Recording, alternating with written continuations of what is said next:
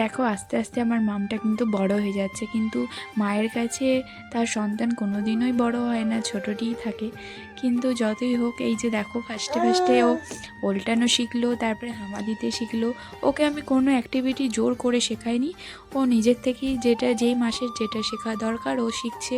এই যে এখন দেখো নিজের পায়ে দাঁড়াচ্ছে, একা একা এক দু পা করে হাঁটছে।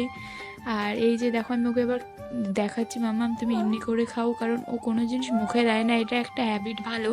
কোনো কিছু সামনে থাকলে, নোংরা থাকলে সেটা মুখে দেয় না। ফ্যামিলির সকলেই ভালোবাসলেও কিন্তু মায়ের ভালোবাসার কাছে কোনো ভালোবাসাই আগে নয়। তো এটাই এখন আমার মনে হয় যেন আমার কিছু এখন না হয়, যেটা আগে ভয় ছিল না। এখন যেন মনে হয় যে আমার কোনো শরীর খারাপ কোনো কিছু না হয়, না হলে ও ঠিকঠাক খেতে পারবে না, ও ঠিকঠাক ঘুমাতে পারবে না। যাই হোক, প্রত্যেকটা মায়েরই এমনই হয়, আমারও তেমনই হয়।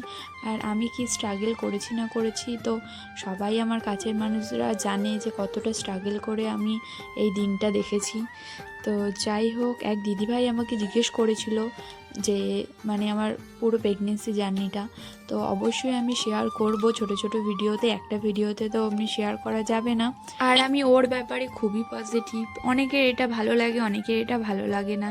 তো যাই হোক, আমার সন্তান তো আমি যেটা ভালো বুঝবো সেটাই করব, তাতে কার ভালো লাগলো